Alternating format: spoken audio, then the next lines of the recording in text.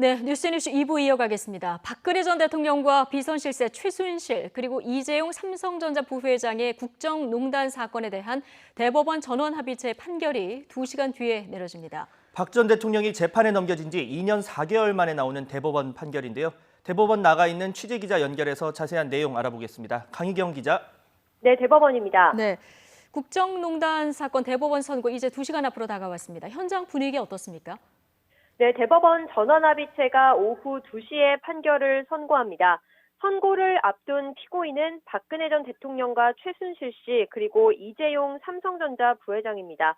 형사사건 피고인이라도 대법원 재판에는 출석 의무가 없어서 세 사람 모두 법정에 나오지는 않을 전망입니다. 박 전 대통령은 측근인 최 씨와 함께 삼성을 비롯한 대기업으로부터 뇌물을 받고 공무원 인사에 부당하게 관여한 혐의 등을 받고 있습니다. 박 전 대통령은 2심에서 징역 25년과 벌금 200억 원을, 최 씨는 징역 20년과 벌금 200억 원을 선고받았습니다.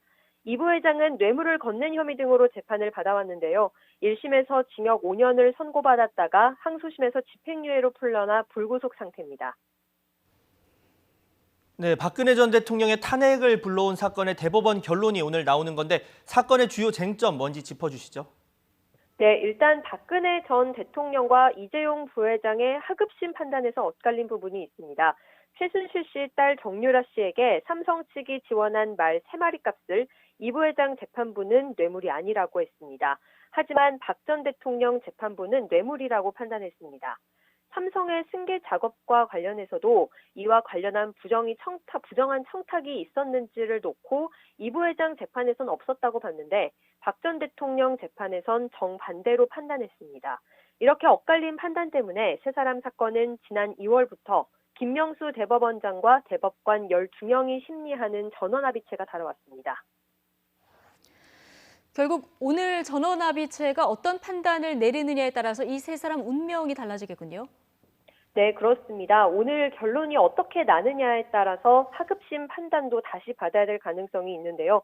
이 부회장 판결이 확정되면 박 전 대통령과 최 씨의 뇌물 액수가 50억 원 줄어들게 됩니다. 물론 2심 재판도 다시 받아야 합니다. 반대로 대법원이 박 전 대통령과 최 씨 항소심 판단이 옳다고 본다면 이 부회장이 건넨 뇌물이 늘어납니다. 파기환송심에서 집행유예가 아닌 실형이 선고될 가능성이 커지게 되는 겁니다. 헌정사상 처음 대통령 탄핵을 불러온 국정농단 사건 대법원 판결은 박 전 대통령이 기소된 지 2년 4개월 만에 나오는 겁니다. YTN은 사상 처음 생중계가 허용된 전원합의체 판결 선고 장면을 오후 2시부터 생방송으로 전해드릴 예정입니다. 지금까지 대법원에서 YTN 강희경입니다. 네, 국회 정치개혁특별위원회 활동 종료를 이틀 앞두고 자유한국당의 거센 반발 속에 여야 4당이 선거법 개정안을 통과시켰습니다. 조국 법무부 장관 후보자 인사청문회에 출석할 증인 범위를 놓고도 여야 간 줄다리기가 이어지고 있습니다. 국회 연결해서 자세한 상황 알아보겠습니다. 최민기 기자. 네, 국회입니다. 네, 한국당 반발 속에 결국 아침에 표결이 진행됐고 의결이 됐는데 지금 국회 분위기 어떻습니까?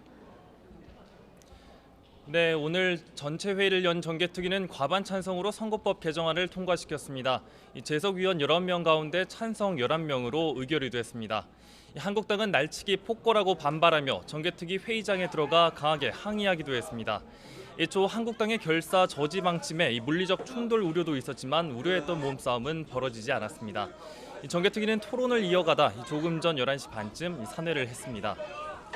한국당 소속 의원들은 반발 속에 모두 퇴장했고 현재 한국당은 긴급 의원총회를 열어 대응 방안을 논의하고 있습니다. 우여곡절 끝에 선거법 개정안이 오늘 정개특위를 통과하면서 법사위에서 최대 90일간 심사를 거쳐 본회의로 옮겨지게 됐습니다. 곧 정기국회가 시작하지만 이로 인한 전국 후유증은 상당할 것으로 보입니다.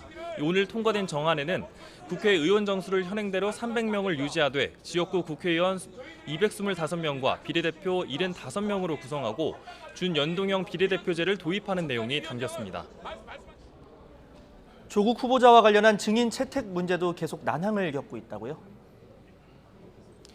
네, 그렇습니다. 이 조국 후보자 인사청문회 증인 채택을 놓고도 여야의 힘겨루기가 계속되고 있습니다.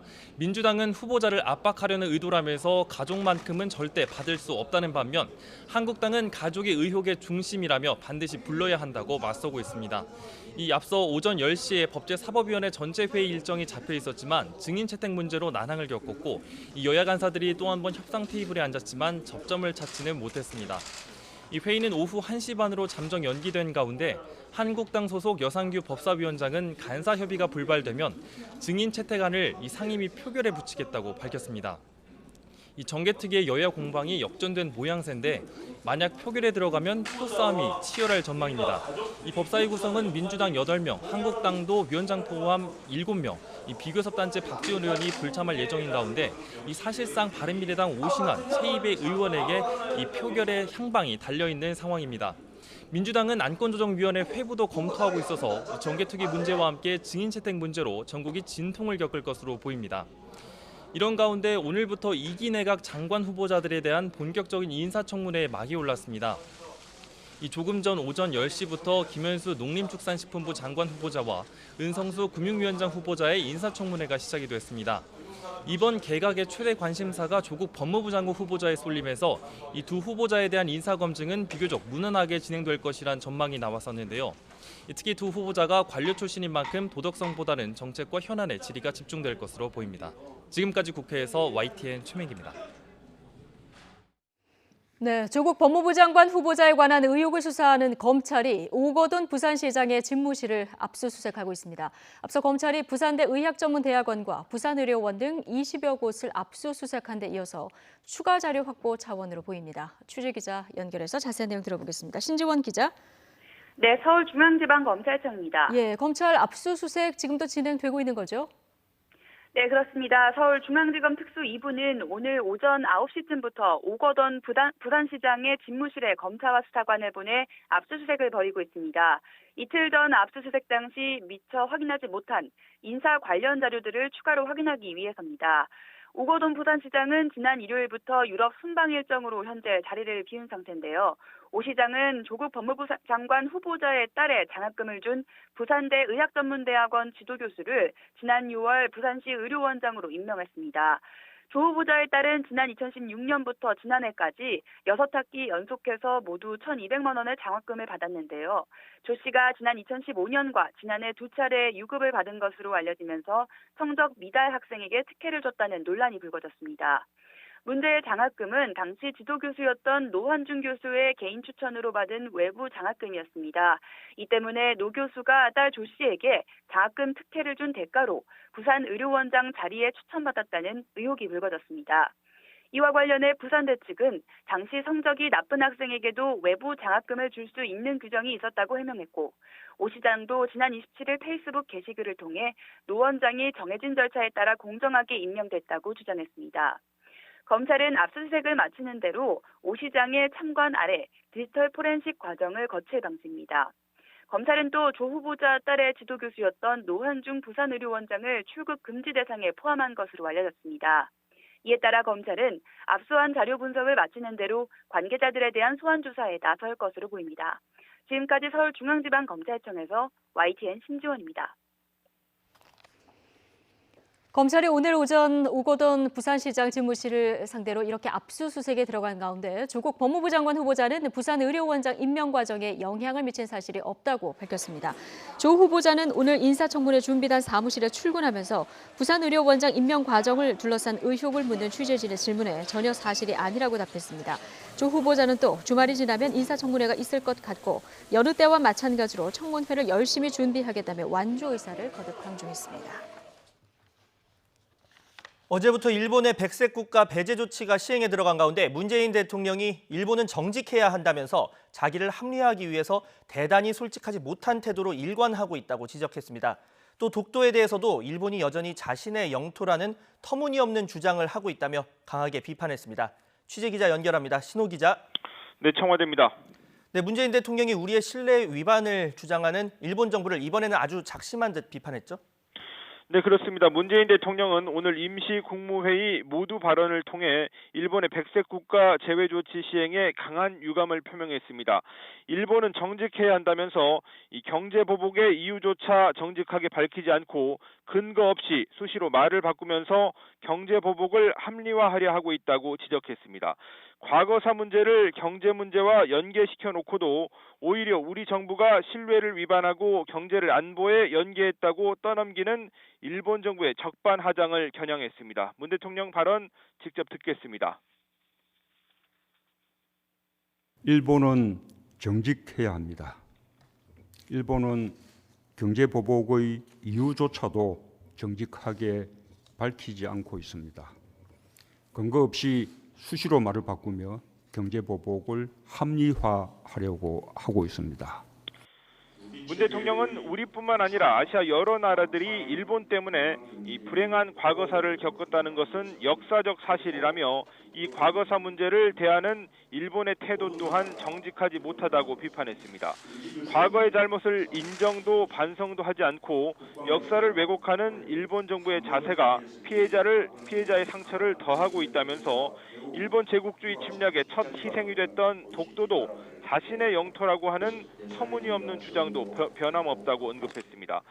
문 대통령은 일본은 과거를 직시하는 데서 출발해서 세계와 협력하고 미래로 나아가야 한다면서 과거를 기억하고 성찰하는 것은 한 번의 반성이나 한 번의 합의로 지나가는 것이 아닌 끝없는 일이라고 강조했습니다. 그러면서 독일의 사례도 거론했는데요.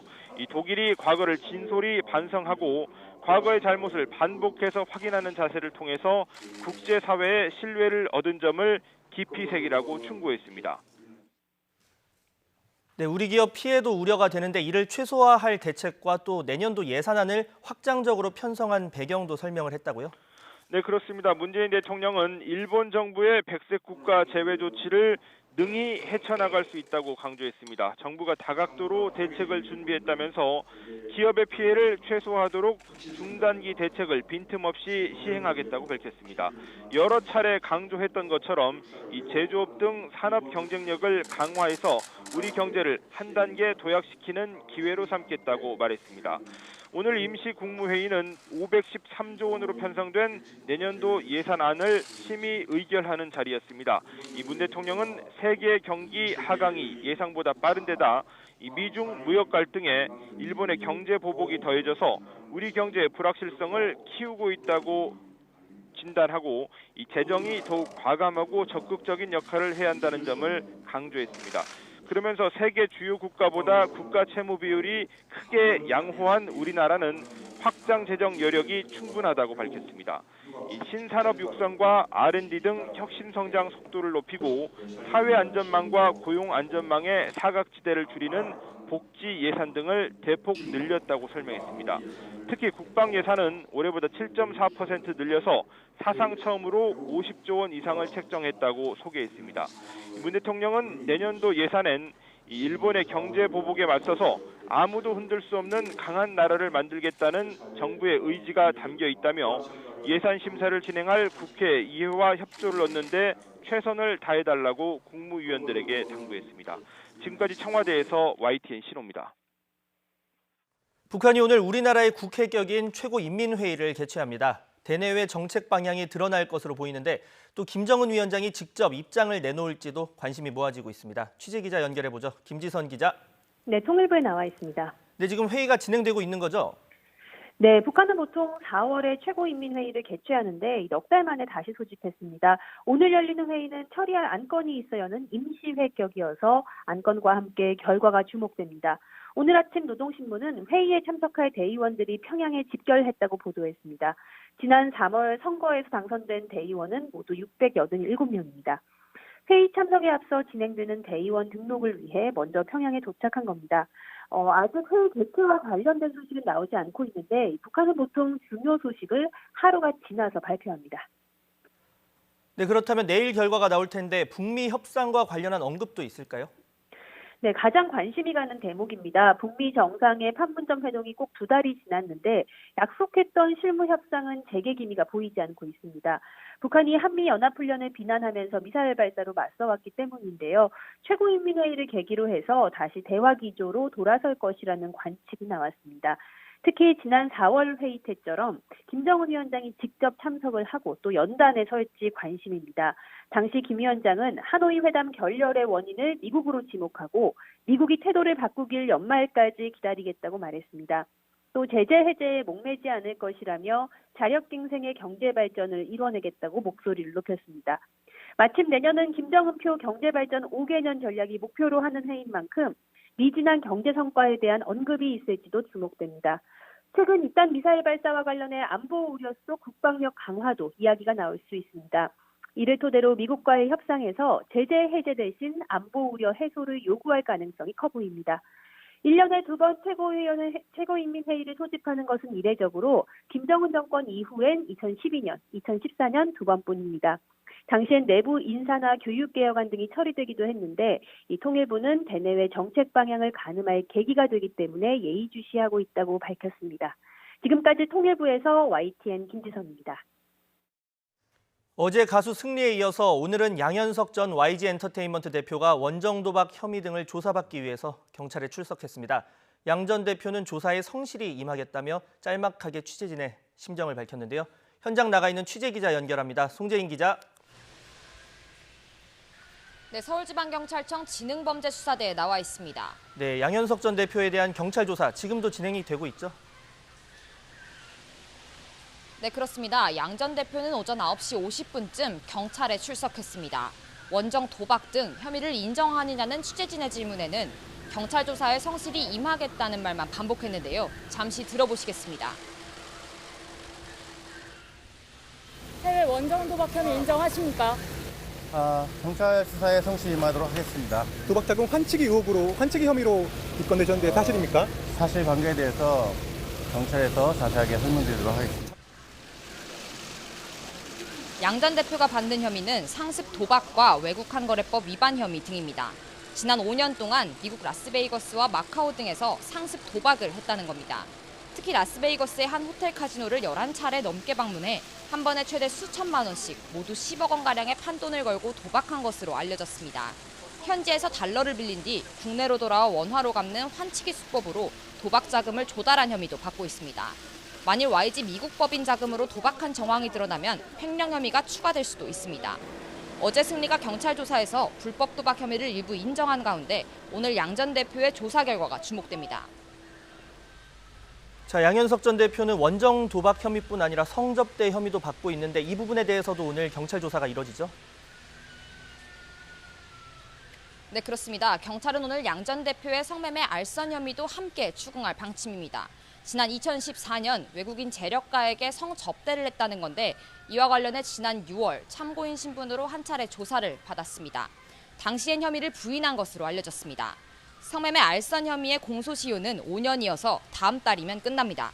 경찰이 최근 양 전 대표와 YG 엔터테인먼트에 대한 금융계좌 압수수색을 진행한 만큼 이 부분에 대한 수사에서도 진전이 있을지 주목됩니다. 지금까지 서울지방경찰청 지능범죄수사대에서 YTN 송재인입니다.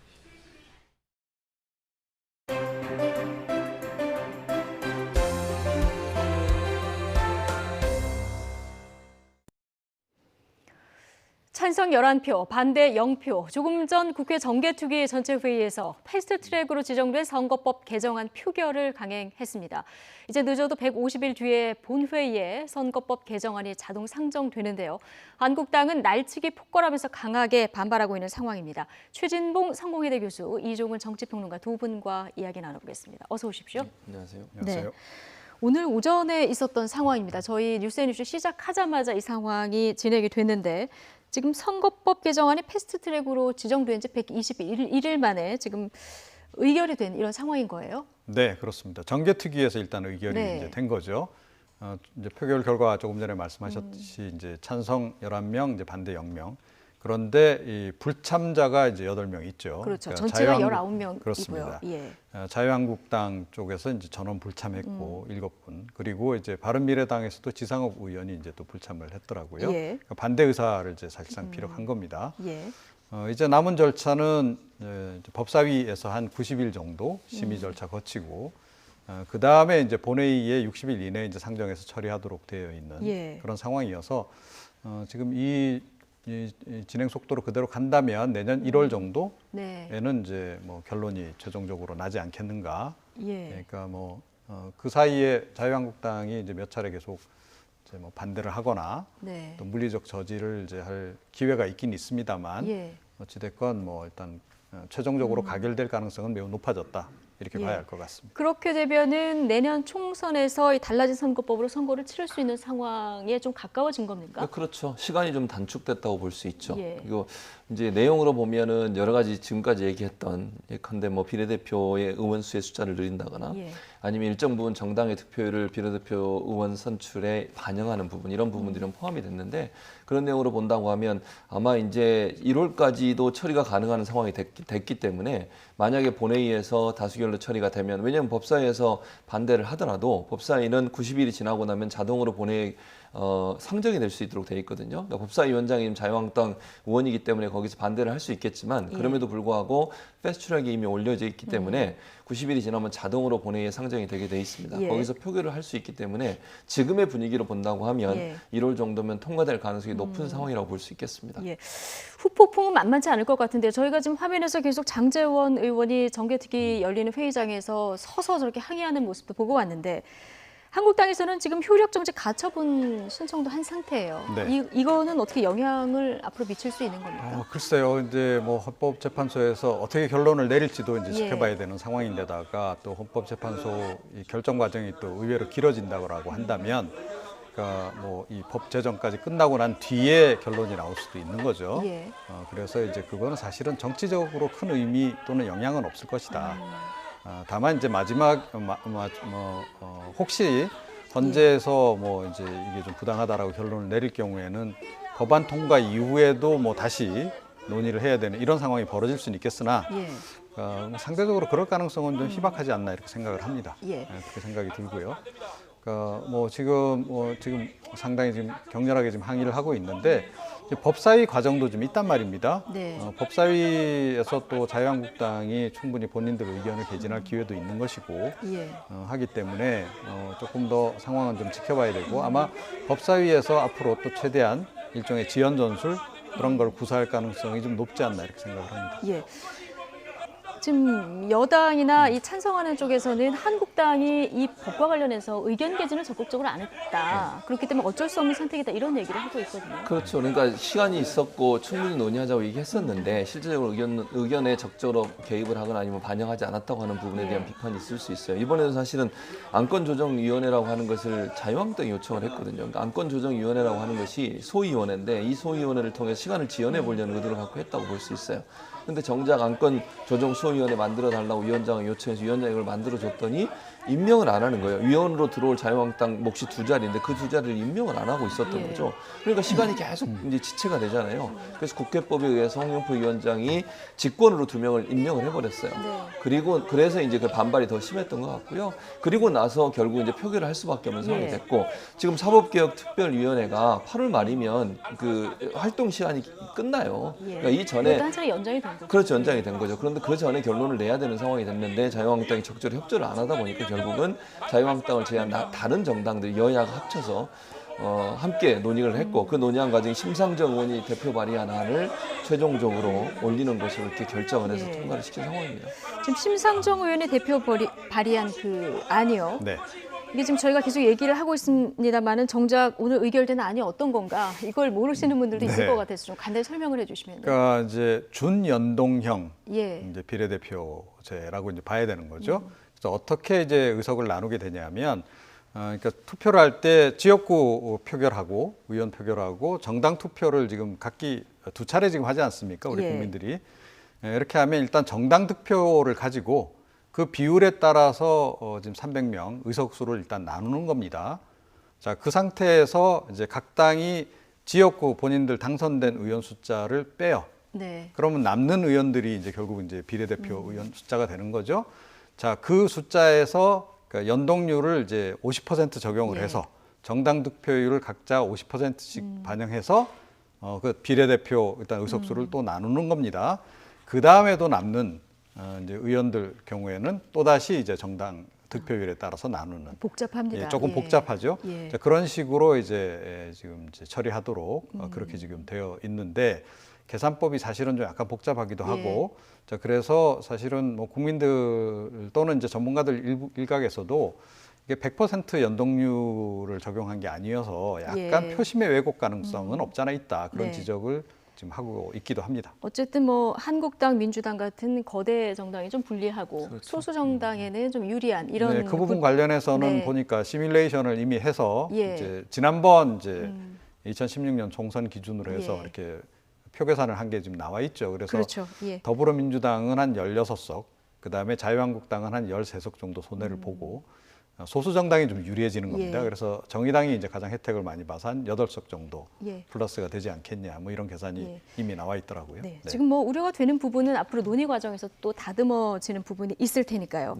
그런데 한국당에서는 지금 이렇게 오늘 원안대로 의결하는 건 이제 예상을 했었고, 이게 조국 그 정국에 대한 물타기 아니냐. 이런 그 의심을 했었거든요. 뭐 그렇게 의심을 하고 그렇게 주장을 하시는데 그러면 뭐 조국 후보에 대해서 뭐 여론이 수그러들거나 아니면 조국 후보에 대한 전선이 뭐 좀 바뀌거나 이런 게 전혀 없잖아요 지금. 그러니까 예컨대 이런 정개특위 관련해서 여러 가지 절차를 밟아가는 과정에 있어서 조국 후보의 무슨 검증이나 아니면 언론에서 그 다루고 있는 이슈에 대해서 크게 영향을 미쳤다고 저는 보지 않습니다. 그러니까 뭐 그런 주장을 할 수 있겠지만 실제적으로 그게 영향을 미치는 부분은 저는 미비하다고 봐요. 뭐 거의 저는 영향이 없다고 보고, 또 하나는 아까도 제가 말씀드렸지만 사법개혁특별위원회의 활동 시한이 8월 30일로 마감이 되기 때문에 그 전에 뭔가 결론을 내려야 되는 상황이에요. 그리고 조국 후보 관련해서 지금 검증하고 있다고 다른 일을 안 할 수는 없잖아요. 우리가 정부도 그렇고 국회도 그렇고 일을 그럼 전혀 안 하고 거기에 매달려 있어야 되는 겁니까? 그건 아니라고 보기 때문에 자유한국당이 그렇게 주장을 할 수 있지만 그건 실제적으로 그러면 조국 후보자에 대한 어떤 인사 검증에 뭔가 혼선을 주기 위해서 했다고 보기에는 지금의 상황으로 봐서는 적합한 분석은 아니다 이렇게 생각을 합니다. 조금 더 설명을 좀 보태면요. 그러니까 지금 자유한국당에서 이제 의구심을 갖는 부분은 그 부분입니다. 그러니까 정의당이 조국 후보자를 데스노트에 올리느냐 마느냐를 가지고 굉장히 고심을 하고 있는 상황에서 결국 정의당 쪽이 선거제 개편안을 받아들이면서 더불어민주당하고 좀 빅딜을 한 거 아니냐. 그러니까 정의당은 데스노트에 올리지 않고 협조를 해주는 식으로 이제 그런 부분에서 이제 의혹을 지금 제기하고 있는 이제 그런 그 상황인 거고요. 뭐 그 부분은 조금 시간이 지나 보면 조금 더 분명해지겠죠. 어쨌든 뭐 홍준표 대표도 이런 상황, 조국 그 정국을 덮기 위해서 지소미아 파기하고 뭐 박근혜 전 대통령 선거 일정 잡고 선거법 날치기 할 거다, 뭐 이런 예고를 하기도 했었는데. 근데 그러면서 덧붙인 게 한국당이 그렇다고 좋아하지 말아라. 윤석열 검찰총장 스타일대로라면 다음은 패스트트랙에서 고소고발된 한국당 의원들이 될 수도 있다, 이런 얘기를 했었거든요. 그러니까 뭐 이제 그동안 경험도 많으시고 하니까 이제 나름 이제 관측을 이제 하신 거고. 근데 어느 정도는 다 예상할 수 있는 그런 그 상황이었다. 특히 이제 이 선거제 개편안 같은 경우에는 조금 전에도 얘기했습니다만 정개특위 활동 시한이 있는 거기 때문에 그 시한 내에는 어떻게든 처리를 이제 할 수밖에 없는 거죠. 이제 그런 측면이 있었기 때문에 뭐 그건 어느 정도 충분히 이제 예견이 됐던 거고.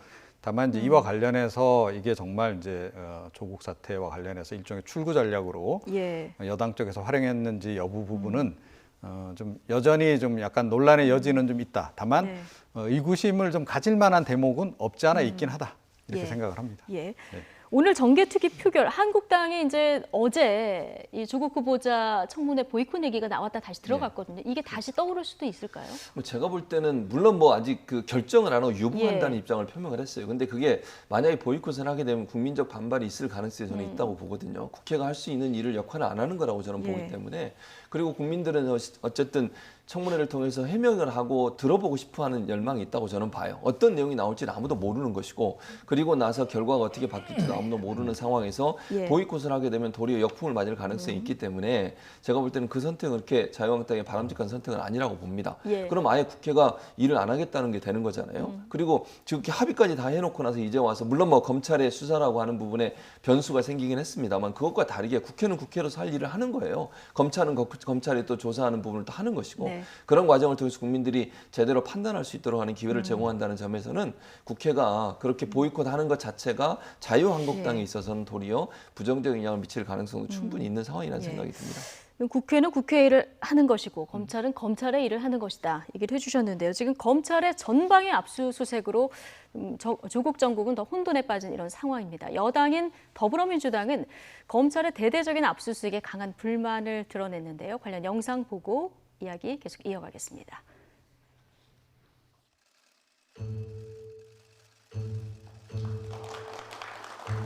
살아있는 권력에 대해서도 똑같은 자세, 엄정한 그런 자세로 이렇게 임해 주시기를 바라고요.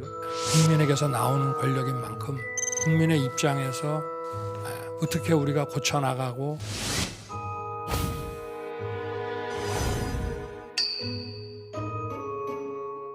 조국 법무부 장관 후보자 의혹과 관련한 압수수색은 그야말로 전격적으로 이뤄졌습니다. 검찰이 조국 법무부 장관 후보자 가족 일부의 출국을 금지했습니다.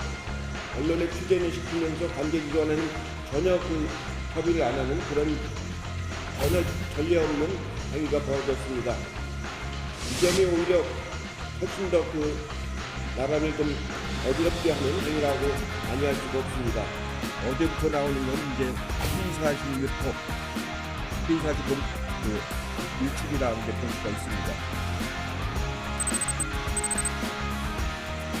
국민의 검찰로서 원칙에 입각해서 잘 걸어나갈 수 있도록 가장 나쁜 검찰의 적폐가 다시 나타나기 시작하는 거라고. 사람에 충성하지 않기 때문에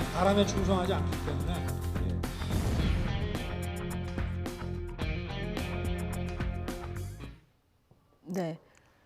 공교롭게도 살아있는 권력 1호 수사가 조국 후보자가 되다 보니까 여당에서 지금 반발이 나오고 있는 이런 아이러니한 상황이 된 상황을 지금 보고 오셨는데 이해찬 대표가 어제 굉장히 강하게 발언하지 않았습니까? 나라를 어지럽히는 행위다 이런 얘기까지 했어요.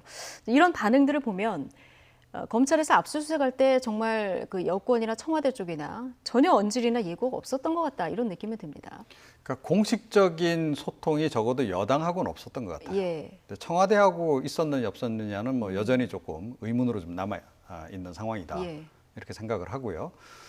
그런데 지금 한 가지 분명한 것은 어찌됐건 이번 그 검찰 수사 그러니까 압수수색을 계기로 해서 그러니까 여당 쪽에서는 이거를 일종의 출구 전략으로 지금 최대한 활용해 나가려고 하는 것은 분명해 보인다. 출구 전략으로요? 예, 그렇습니다. 그러니까 이 국면을 이제 적극적으로 활용을 해보겠다라는 생각을 좀 갖고 있는 것 같고요.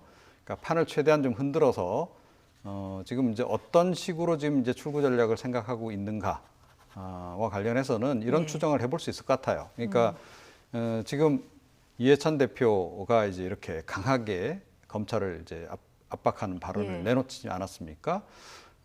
또 때맞춰서 또 그동안 침묵을 지키던 유시민 지금 노무현 재단 이사장이 지금 조국 후보자를 옹호하고 나섰어요.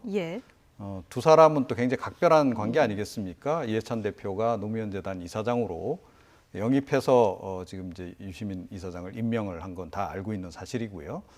또 그와 동시에 또 시기적으로 묘하게도 조국 힘내세요. 이른바 실시간 검색어 캠페인이 동시다발적으로 전개가 되고 있다. 자, 이것은 보면 그러니까 보기에 따라서는 그러니까 검찰을 때려서 그러니까 검찰이 과거처럼 그러니까 이 정치적인 논리로 지금 수사를 하는 거 아니냐. 결국 검찰 개혁에 거부하는 지금 몸짓을 보이고 있는 거 아니냐라고 몰아세워서 지지 세력이 확실히 지금 결집하는 효과를 보고 있거든요. 자, 그런 걸 통해서 일종의 돌파를 지금 해나가려고 하는 그런 그 출구 전략이거나 또는 이제 그 약간의 교란 전략 이런 거로 좀 볼 수 있는 여지가 좀 있다. 그래서 이 부분은 조금 더 우리가 좀 관망을 해보긴 해야 되겠으나 그럼에도 불구하고 좀 한 가지 좀 불편한 대목은 뭐냐 하면 지금 여당의 이 대표가 검찰의 수사에 대해서 이렇게 강하게 이야기하는 것은 결국 뭐 정권의 입맛에 맞는 수사를 하라라고 가이드라인을 내리는 거거나 또는 그 정권이 원치 않는 수사는 하지 말라고 가이드라인을 내리는 거거나 둘 가운데 하나라는 거죠. 그래서 이거는 별로 바람직하지는 않다. 어찌됐건 지금 검찰 개혁을 지금 이야기하고 있고 사법 개혁을 이야기하고 있는 상황에서 이런 식으로 검찰을 압박을 하면 과연 사법 개혁을 할 의지가 있는지 그 부분에 대해서 국민들이 의구심을 갖게 된다. 예. 이렇게 생각합니다. 살아있는 권력에 수사를 하라는 건지 말라는 건지 검찰 입장에서 이제 헷갈리는 이런 상황이 될 수도 있을 것 같은데요. 어쨌든 여당 내에서는 지금 논두렁식의 언급까지 하면서 굉장히 강한 반발이 나왔고요. 조금 전에 이제 이종훈 평론가님 얘기해 주신 대로 유시민 이사장이 지금 지원 사격에 나선 이런 상황입니다. 오늘 아침에 한 라디오 방송에 출연해서 관련 언급을 했는데요. 검찰 수사에 대해서 충정은 이해하지만 심한 오바였다 이렇게 평가를 했습니다. 반대로 야당에서는 또 어떤 반응들이 나왔을까요? 들어보고 오겠습니다. 검찰이 쑥 들어간 것에 대해서 총평을 하시자면요. 총평은 충정은 이해하나 심한 오바였다. 아주 부적절하고 심각한 오버였다. 아마 윤석열 검찰총장은 조국 후보자가 사퇴해라 하는 것이 이 국가적으로 바람직하다. 이렇게 판단한 것 같아요. 조국 후보자를 법무장관 지명자를 둘러싸고 벌어지고는 이 일들은 보고 있으면요. 남의 일 같지가 않아요. 인간이 무섭다. 사람이 무섭죠. 맞습니다. 예, 그리고 그런 인간들이 살아가는 인간 세상도 정말 무섭구나. 그런 생각을 새삼하게 돼요. 저는 보면서. 야, 이렇게 가면 그냥 압도적인 시민으로 많은 시민들이 부적합하다 이렇게 되는구나. 많이 보던 장면이잖아요. 두 번째는 이제 언론인들에 대한 절망감이에요. 조국을 거꾸로 떨어야 한다는 그 욕망.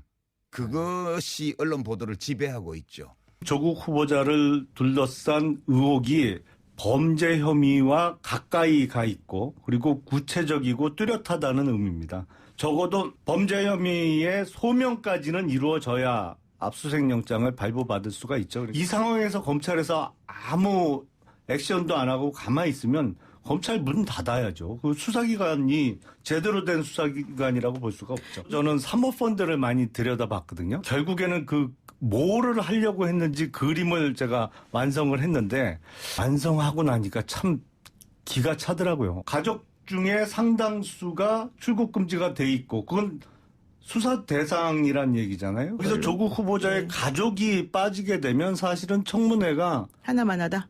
단팥 빠진 찐빵이 되는 거죠. 네. 예.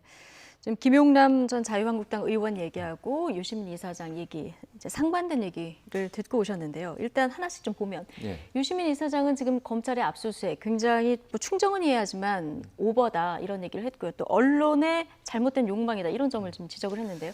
어떻게 보십니까? 그러니까 유시민 이사장은 그렇게 얘기하는 것 같아요. 그러니까 지금 현재 물론 민주당도 그렇게 보는 것 같고요. 검찰이 검찰 개혁에 대한 반발의 일환으로서 조국 후보자를 낙마시키려고 하는 의도가 있지 않나 이렇게 의혹을 품고 있는 것 같아요. 그 사실관계는 잘 모르겠고요. 그러나 중요한 거는 민주당의 유시민 이사장 입장에서의 이 얘기를 분석해 본다고 하면 검찰이 결국은 여론도 일정 부분 여론도 등에 업고 그리고 본인들의 어떤 그 검찰의 정당성도 확보하면서 결국 조국 후보자를 낙마시키는 것이 검찰에 도움이 된다고 판단해서 그런 행동을 하고 있지 않느냐라고 하는 강한 의심을 품고 있는 것 같고요. 언론 같은 경우도 사실 보수 언론을 중심으로 해서 물론 그렇습니다만 전체로 조국 후보자에 대한 부정적인 여론을 확산시키는 데 여러 가지 역할을 하고 있다 이렇게 보는 것 같아요. 기본적으로 저는 검찰이 이렇게 한 행동에 대해서 검찰이 검찰의 역할을 하는 것을 우리가 뭐라고 얘기할 수는 없겠죠. 그러나 거기에 정치적 입장이 들어가거나 아니면 무슨 검찰이 나름대로의 본인들의 조직의 이익을 위해서 무슨 행동을 했다면 그건 분명히 잘못된 거죠. 그리고 여든 야든 정치권은 항상 검찰 행동에 대해서 여러 가지 논평들을 하고 평가들을 하고 비판을 하고 합니다. 그거는 자유한국당이든 민주당이든 관계없이 그러니까 정권이 바뀌어도 마찬가지 개념이라는 생각이 들어요. 본인들한테 불리한 입장이 되면 항상 거기에서 발언을 하기 때문에 그런 부분에서 본다고 하면 지금의 민주당의 어떤 발언들을 본다고 하면 검찰의 어떤 지금의 입장이 중립적이나 중도적인 상황에서 했다고 보지 않고 일정 부분 정치적이거나 아니면 본인들의 조직에 일정 부분 영향을 받은 행동이 아니겠나 그렇게 지금 의심을 품고 있는 것 같고요. 그 부분은 두고 보면 알 것 같고 지금 그렇게 얘기하는 것이 뭐라고 확정적으로 말씀드릴 수 있는 상황이 아니기 때문에 그런 부분을 좀 지켜보면 어떤 결과가 나오는지에 따라서 아마 판단이 되지 않을까 이렇게 생각합니다. 그런데 유시민 이사장의 발언 중에서 그러니까 언론에 대한 부분은 상당히 조금 너무 주관적이다 이런 생각을 좀 하지 않을 수가 없어요. 그러니까 지난번에 그 청년 관련한 발언으로 해서 진보 꼰대라고 하는 별명을 얻으셨는데 이번 발언도 보니까 상당히 꼰대스럽다 이런 생각을 좀 하게 됩니다. 그러니까 그럼 역으로 말이죠. 그러니까 지난번에 박근혜 전 대통령 탄핵시킬 때 그때 언론들이 집중적으로 보도를 하지 않았습니까? 네. 거의 뭐 사생활 다 뒤지다시피 다 해서 보도를 했는데 그때 언론이 박근혜 전 대통령을 꼭 탄핵시켜야 되겠다는 욕망을 가지고 취재를 해서 보도를 했나요? 그건 아니죠. 물론 언론의 약간의 선정주의적인 경향성 그런 것들이 좀 어느 정도 반영된 것은 맞으나 기본적으로는 그때 팩트 체크도 굉장히 열심히 하려고들 했고 자, 그런 노력들이 다 진행이 됐던 것을 왜 외면하고 있고 언론에 대해서 저런 그 시각을 가지고 있다는 게 언론 활동도 꽤 많이 하시는 분이 저렇게 이야기하시는 것이 개인적으로 좀 납득이 안 갑니다. 예. 반면에 조금 전에 이제 검찰 출신의 전 한나라당 의원이죠. 김용남 전 의원 얘기를 들어보면 이제 검찰이 이 상황에서 아무 액션을 취하지 않으면 검찰 문 닫아야 된다 이 얘기를 하면서 사모펀드 얘기를 했거든요. 그래서 청문회 관련해서 증인 채택할 때 가족이 꼭 나와야 된다 이런 입장인데요. 네, 그러니까 저는 기본적으로 뭐 청문회는 열어야 된다 반드시. 그러니까 그건 자유한국당이 잘 생각을 해야 한다. 어찌됐건 합법의 틀에서 본인들이 주장하고자 하는 것을 이야기하도록 해야 된다라고 생각을 하고요. 자, 증인 채택과 관련해서는 이번 같은 경우에는 불가피하게 가족이 좀 나와야 하지 않을까 싶습니다. 그러니까 딸 관련한 의혹, 입시 관련한 의혹에 대해서 국민들이 가장 지금 분노를 하고 있는 상황이기 때문에 딸까지 부르는 건 모르겠어요. 그런데 그 조 후보자의 부인까지는 좀 나와야 되겠다. 왜냐하면 조 후보자가 계속 지금 해명하고 있는 내용을 보게 되면 자신은 잘 몰랐다 이런 얘기거든요. 자, 그런데 부인이 여기저기 지금 이제 그 활동한 흔적들은 좀 나타나고 있잖아요. 공주대도 함께 갔다 그러고.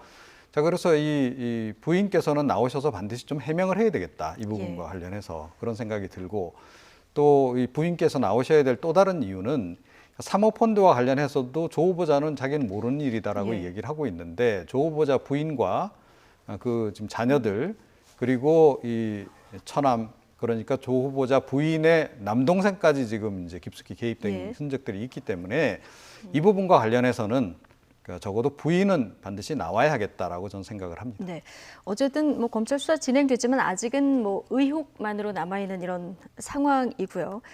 가족을 증인으로 부르냐 마느냐 이 부분은 이제 여야 간의 의견이 굉장히 큰 상황이기 때문에 어떻게 합의가 되는지 저희가 좀 지켜보도록 하고요. 조국 후보자 오늘도 출근길에 올랐는데 조금 늦게 나오면서 청문회 준비하겠다 이런 얘기를 했습니다. 들어보고 오겠습니다. 주말 지나면 곧 인사청문회가 있을 것 같습니다. 여느 때와 마찬가지로 오늘도 인사청문회에 열심히 좀 임하도록 하겠습니다. 열심히 준비하겠습니다. 오늘도 어제 입장 변화 없으신 건지 궁금합니다. 당황스럽다는 건 저의 심경인 것이고요. 검찰 수사 내용에 대해서는 제가 특별히 언급할 사안이 아니라고 생각합니다. 네, 오늘 부산시장 집무실까지 압수수색이 들어갔는데 부산의전원장의 임명에 영향을 미쳤다는 의혹에 대해서는 어떻게 생각하십니까? 전혀 사실이 아닙니다. 네. 지금 검찰 수사에 대해서 뭐 이래저래 얘기하는 건 적절치 않다 이런 얘기를 했고요. 오늘 아침에 검찰이 또 압수수색을 들어가지 않았습니까? 여기에 대한 그 입장도 밝혔습니다. 그러니까 본인은 거기에 전혀 개입하지 않았다고 얘기하고 있는 거예요. 그러니까 부산시장이죠. 부산시장의 이제 집무실을 다시 압수수색을 했는데 그 내용은 결국 이제 부산의료원장 선임 과정에 영향을 미쳤느냐 하는 부분을 보려고 하는 것 같아요. 왜냐하면 그게 사실은 이제 지금 의혹은 그거잖아요. 부산대의 부산의전원에 이제 조국 후보자의 딸이 다니면서 장학금을 받았고 그것 때문에 결국 혜택을 받아서 이 사람이 부산의료원장이 된 게 아니냐 이게 지금 의혹이거든요. 그걸 풀기 위해서 검찰은 부산시장의 집무실을 다시 압수수색을 한 거니까. 그런데 이제 조국 수석은 거기에 전혀 개입한 적도 없고 그건 알지도 못하는 상황이다 그렇게 주장을 하고 있어서 이 부분은 뭐 사실관계 확인해 보면 될 것 같고요. 검찰이 뭐 뭘 밝혀서 그 안에 뭐 나와서 그걸 가지고 조사를 해서 어떤 경우가 나오냐는 두고 보면 된다고 생각을 합니다. 그러니까 조국 수석이 만약에 조국 지금 후보자가 지금 얘기한 내용이 다르다고 하거나 뭐 사실과 다른 내용이라고 하면 그건 뭐 조국 후보자가 받아야 될 담당해야 될 부분이라는 생각이 들고 또 그게 진실일 수도 있는 거 아니겠어요? 그거는 나중에 조사를 통해서 밝혀질 수 있는 부분이기 때문에 지금 상황에서는 우리가 의혹은 있지만 그게 확실하게 확정되지 않은 상황에서 그걸 가지고 문제를 아직까지는 삼는 것은 이르다고 생각이 듭니다. 네, 어쨌든 조국 후보자는 청문회에서 모든 의혹을 소상히 밝히겠다 이런 입장을 여러 차례에 걸쳐서 밝히고 있는데요. 그런데 계속해서 이 조국 후보자의 발목을 잡고 있는 게 있습니다. 바로 과거 조국 후보자의 SNS 글인데요. 과거 정권, 여권에 엄격한 잣대를 적용했던 조 후보자의 발언들 차현주 앵커가 모아봤습니다. 조국 후보자가 2년 전 자신의 SNS에 올린 게시글입니다. 문학의 화이트리스트 의혹 수사를 받던 조윤선 당시 장관에게 도대체 조윤선은 무슨 낯으로 장관직을 유지하면서 수사를 받냐라면서 장관직 사퇴를 촉구했습니다. 수사 대상자는 장관을 내서는 안 된다는 주장이었죠. 3년 전 음주운전 전력이 있던 이철성 당시 경찰청장 후보자를 두고는 청문회 대상 자체가 될 수 없다고 비판하기도 했습니다. 이 후보자가 음주운전을 했던 만큼 음주운전 단속을 총괄하는 경찰청장 후보자가 될 수 없다는 뜻인데 이번에는 자신이 검찰 수사를 받는 법무부 장관 후보자가 됐습니다. 지난 2015년에는 조선시대 언관에게 탄핵당한 관리는 사실 여부를 떠나서 사직했다는 말도 했지만 지금은 의혹만으로 사퇴해서는 안 된다는 입장이죠. 또 딸과 관련한 논란과 관련해서도 자신의 예전 SNS 글이 부메랑으로 돌아왔습니다. 조 후보는 지난 2012년 번역으로 논문 공동 저자로 오른다는 것은 참으로 무지한 소리다라고 일침을 놨는데요. 정작 자신의 딸이 번역을 도와준 뒤 의학 논문 제1저자에 등재됐다는 의혹에 휩싸였습니다. 2012년에는 장학금 지급 기준을 성적 중심에서 경제 상태 중심으로 옮겨야 한다고 주장했습니다. 하지만 딸 조모 씨는 부유한 가정에서 성적이 낮았는데도 6학기 연속 총 1,200만 원의 장학금을 받아서 논란이 됐습니다.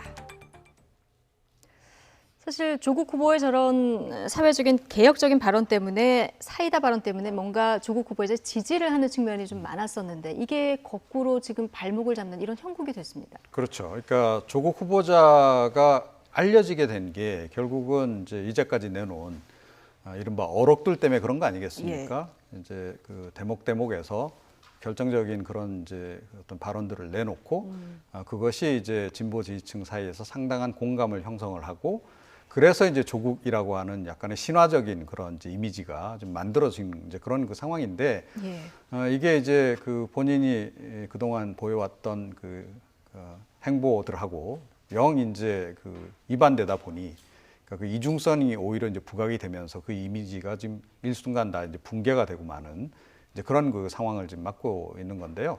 근데 이게 사실은 뭐 조국 후보자만 그런 것이 아니고 지금 뭐 진보 지금 이 정치인들 상당수가 그런 유사한 일들을 지금 겪고 있는 거 아니겠습니까? 그래서 제가 조금 전에 뭐 이 유시민 이사장과 관련해서 진보꼰대라는 별명까지 얻었다는 말씀도 드렸는데 그러니까 이번 일을 계기로 해서 뭐 안희정 전 지사건도 있었습니다만 지금 현재의 그 집권 세력들 그러니까 86 운동권 세력들이 스스로를 한번 좀 되돌아봐야 하지 않을까 좀 그런 생각이 좀 들고요. 조국 후보자도 뭐 그런 얘기를 하긴 했습니다만 그리고 본인들에 대해서 너무 관대하게 모든 그 기준을 적용하려고 해서는 안 된다.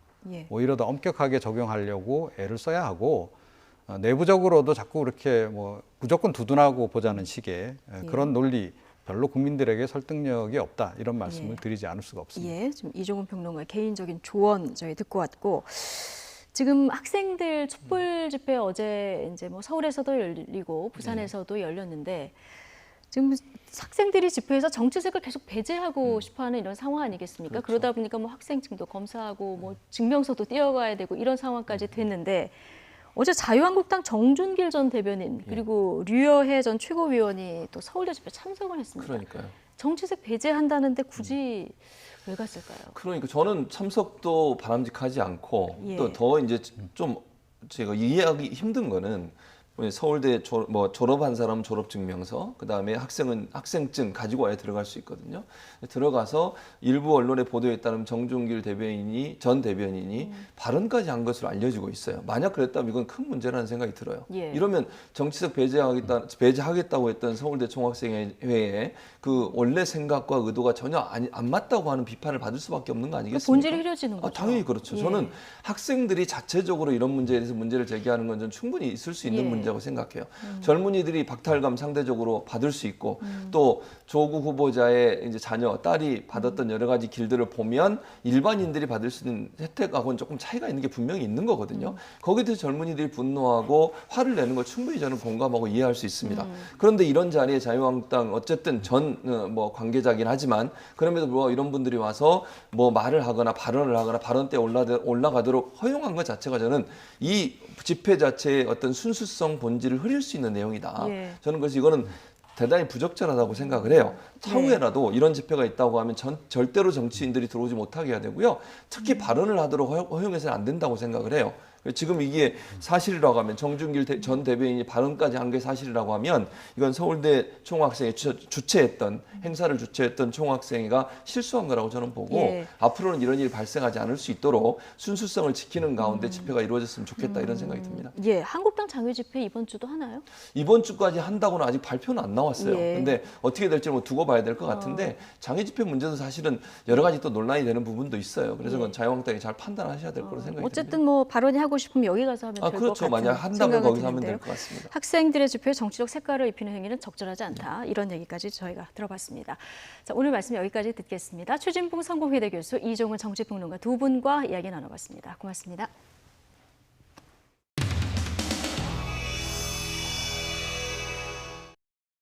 것이 아니고 지금 온 국민의 관심이 조국에 몰려 있습니다. 그리고 그래서 인사청문회 하시면 되죠.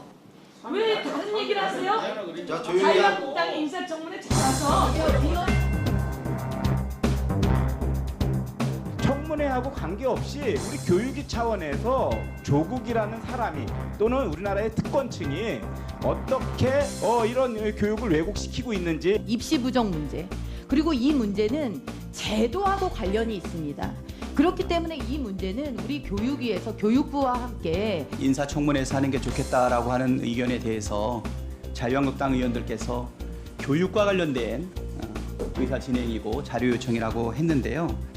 지금 나경원 원내대표의 가족이 운영하고 있는 학원 중에 홍신학원이라고 있습니다. 홍신학원이 1억 3,900만 원의 정부 보조금을 받고 있다가 2007년도에 정부가 바뀌면서 정부 보조금이 11억 원으로 다시 23억 원으로 10배, 20배 이렇게 늘어나고 있는데요.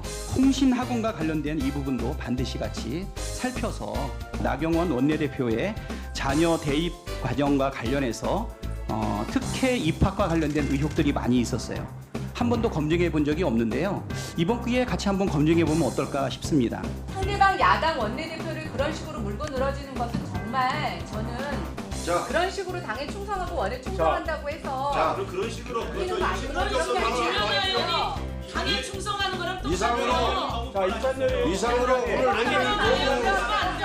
인사청문 대상자인 지금 조국 후보자에 대한 자료를 줄 거를 달란 말입니다. 인사청문회에 국한해서 물어보는 게 아니라 아니, 현안과 관련된 왜 도대체 더불어민주당은 무슨 왜 물타기를 하세요? 그다음에 학원과 관련된 부분에 정말 그런 건 아닙니다. 전수조사를 하고 상대방 야당에 아니 그거는 그렇게 그냥 거 아닙니까? 이거는 관계가 없는 얘기를 하셨잖아요. 자 잠깐만.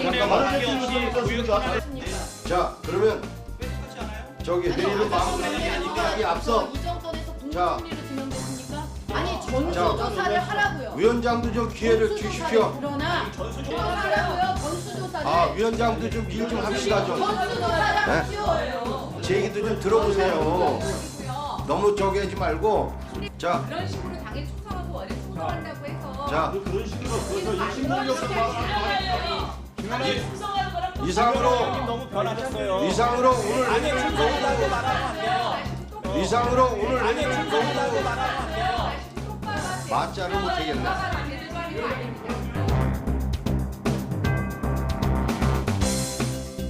왜 이렇게 몰아붙여? 아니 무슨 짓을 하잖아요. 당에 충성했다가 뭐예요? 같은 의원들. 그러면 뭘 시켜놓은 거예요? 조국 후보자를 충성했어요? 박수 세게 하시고. 그러면 의정 활동을 누구를 위해서 하세요? 국민을 위해서 해야죠. 맞죠? 그렇죠. 왜 자기는 왜 특정 후보에 대해서 특정 후보도 아닌 사람을 물고 늘어지냐고요. 커피 마시면서 다정하게 얘기들 하세요.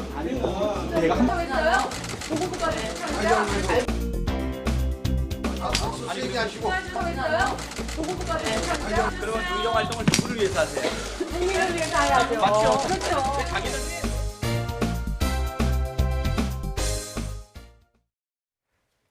박근혜 전 대통령과 이재용 삼성전자 부회장 그리고 최순실 씨의 국정농단 사건 상고심 결과가 오늘 나옵니다. 재판은 오후 2시인데요. 저희 YTN을 통해서도 생중계로 보실 수 있고 또 대법원 페이스북이나 유튜브 등에서도 생중계가 이뤄집니다. 이 역사적 선고를 직접 보기 위해서 방청권 응모 절차에도 많은 사람들이 몰렸습니다. 신청해서 붙어서 방청을 했었고요. 이번에도 보고 싶어가 직접 눈을 보고 싶어서 소식 듣고 이제 와서 방청 추천했습니다. 자, 쟁점은 크게 두 가지입니다. 뇌물 액수를 어디까지 인정할 것이냐, 그리고 삼성의 경영권 승계 작업이 실제로 있었는지입니다. 문제는 박 전 대통령과 이재용 부회장의 항소심 재판부 입장이 엇갈렸다는 겁니다. 자, 지금 보시는 것처럼 박 전 대통령 재판부는 말 소유권이 최 씨에게 넘어갔다고 판단을 해서 말 보험료 2억을 뺀 70억을 뇌물로 인정을 했습니다. 반면 이재용 부회장의 재판부는 말 소유권은 이 부회장에 있고 무료로 쓰게 해준 부분만 뇌물이다. 이렇게 봐서 36억 원을 뇌물이라고 판단을 했습니다.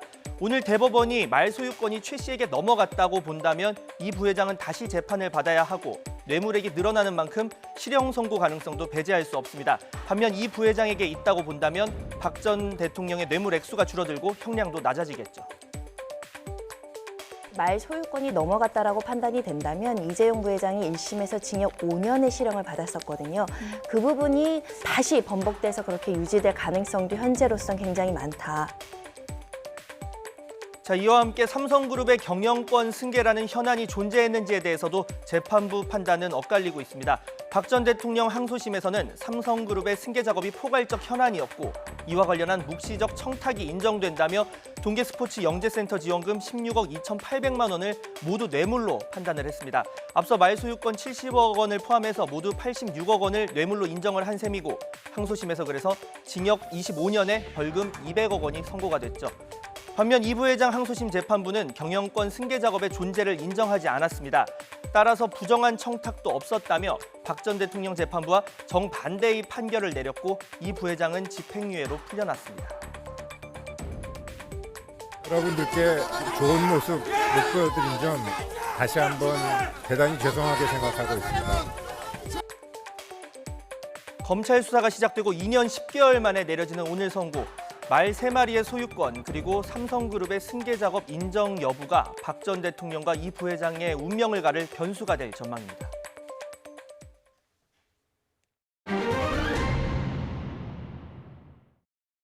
친인척 관계인 식당 주인 부부를 숨지게 한 뒤 달아났던 50대 남성이 어제 경찰에 붙잡혔습니다.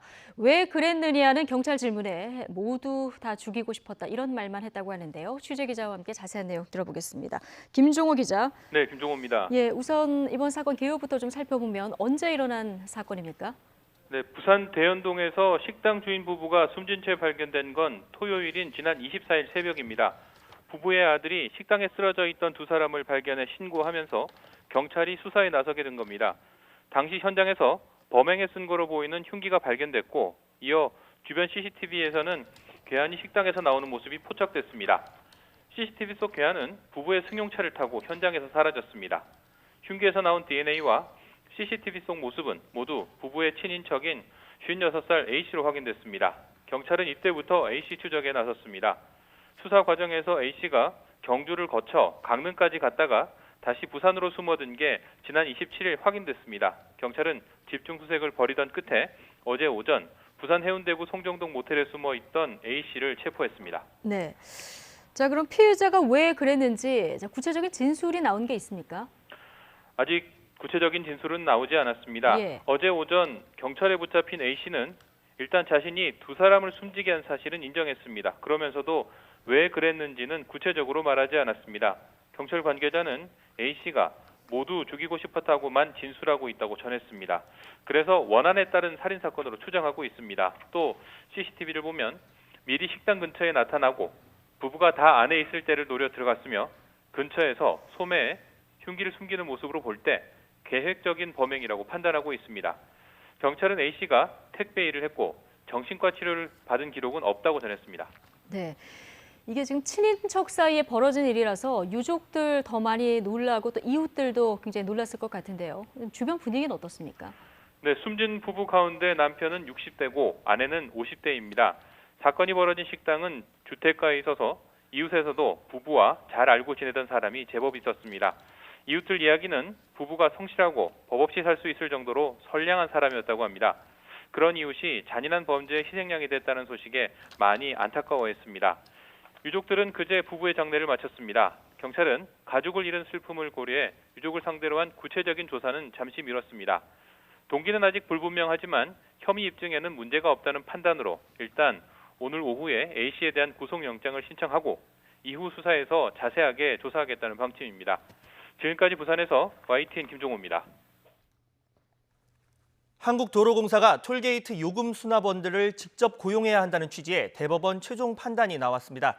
대법원 2부는 요금 수납원 368명이 도로공사를 상대로 낸 근로자 지위 확인 소송 상고심에서 원심과 같이 요금 수납원들의 손을 들어줬습니다.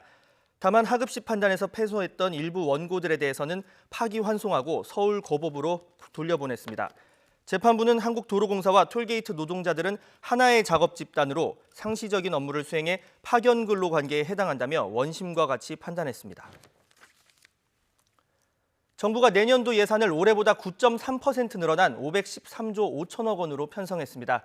일본의 경제 보복 등에 대응해서 혁신 성장을 촉진하고 또 경제 활력과 일자리 확대에 초점이 맞춰졌습니다. 오인석 기자가 보도합니다.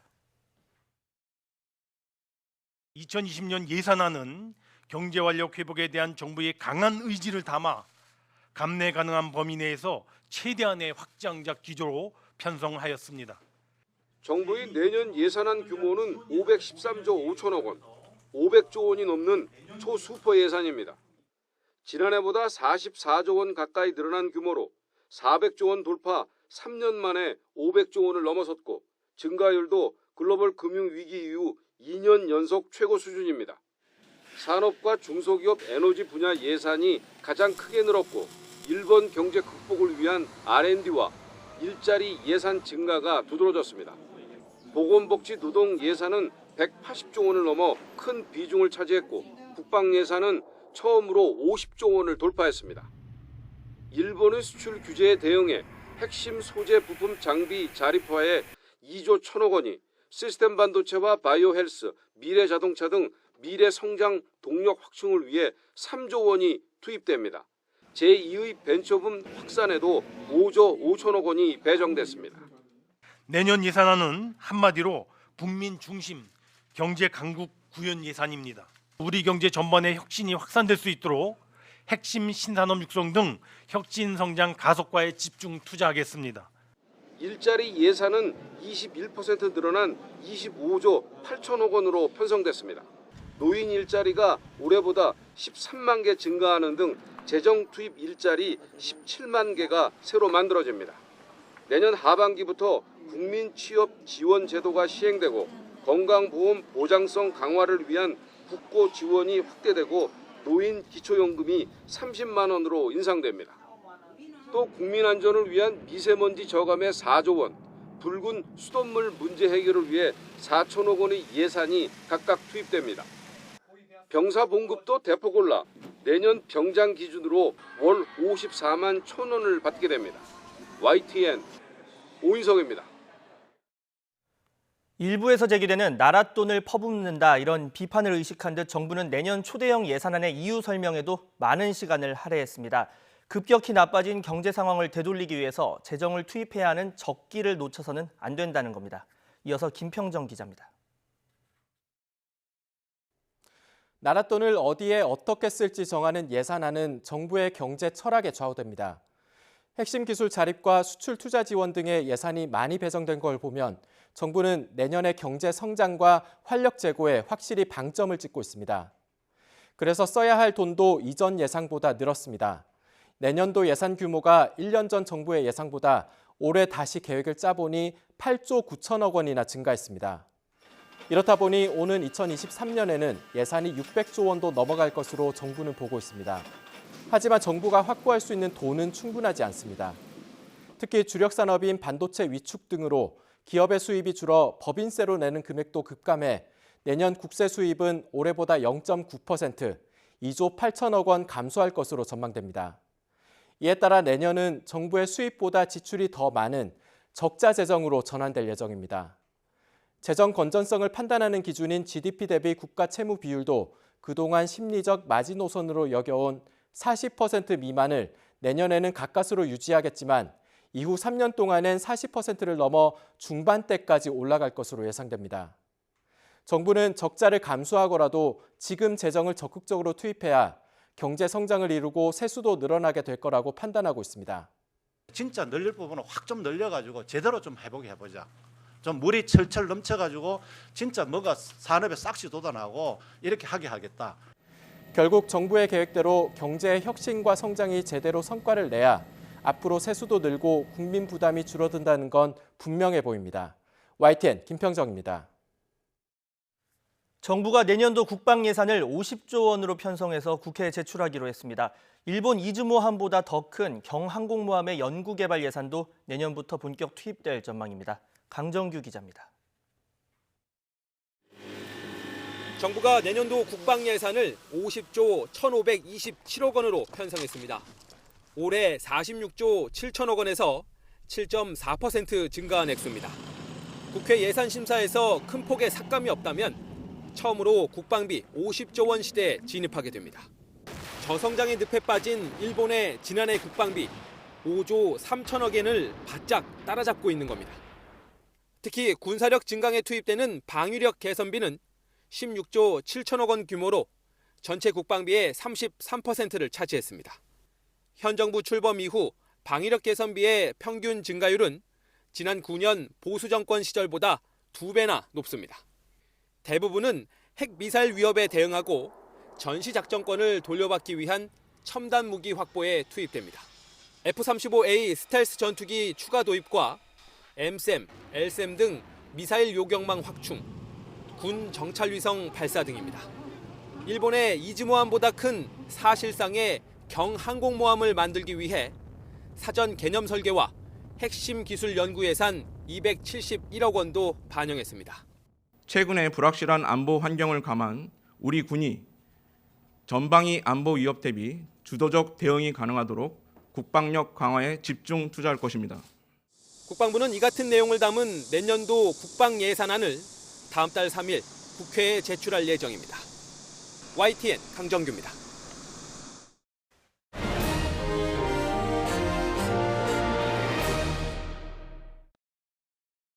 보호관찰 대상자인 고교생이 집에서 사제폭탄을 만들어 보관하다 적발됐습니다.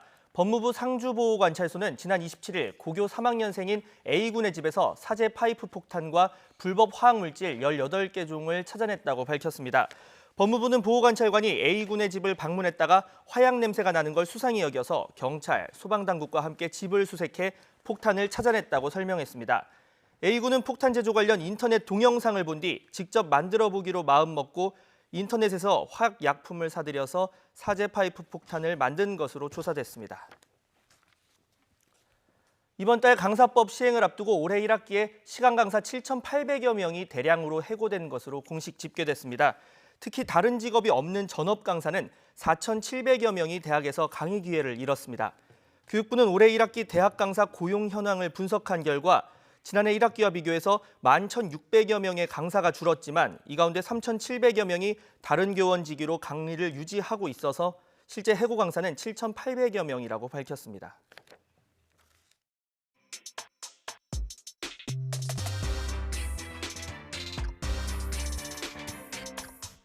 어쨌든 인생은 모험. 모험에는 좋은 보험이 필요합니다. 당신의 모험의 봄바람, 삼성화재. 남자 대 남자의 대결. 부사장 어디가? 혹시 전립선 문제 아닌가요? 전립선 문제 하루 한방 소팔 메토로 자신 있게 케어하세요. 나도 먹는다니까. 신용을 지키지 않는 사람들로 빛을 잃어가는 우리의 사회. 고려 신용정보가 밝히겠습니다. 당신의 희망찬 미래를 위해 고려 신용정보. 원산지까지 직접 관리하고 8단계로 거듭 검증하고 녹용 팁까지 담아낸 정관장 천녹. 저의 녹용은 천녹입니다. 정관장 천녹. 수도권 곳곳에 요란한 소낙성 비가 쏟아지고 있습니다. 현재 이곳 상암동에는 한 차례 세찬 비가 내린 뒤 잠잠의 모습이지만 경기 남부와 서울 관악구에는 세찬 장대비가 쏟아지고 있는데요. 때문에 이들 지역에는 호우특보가 발효 중이고요. 시간당 20에서 30mm 안팎의 강한 비가 집중되고 있습니다.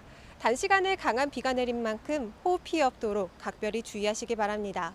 현재 레이더 화면을 보시면 강한 비구름이 동서로 길게 띠르리는 채 서울 등 수도권에서 남동쪽으로 이동하고 있는데요. 이 때문에 경기 북부와 영서 북부는 비가 잦아든 반면 경기 남부와 충남 북부 지역은 비가 강해지고 있습니다. 제주도는 가을 장마 영향권에서 호우주의보가 내려진 가운데 강한 비가 내리고 있습니다. 앞으로 서울 등 내륙은 5에서 40mm, 제주도는 최고 60mm의 비가 더 내릴 것으로 보입니다. 비가 내리며 낮 더위는 주춤한 모습입니다.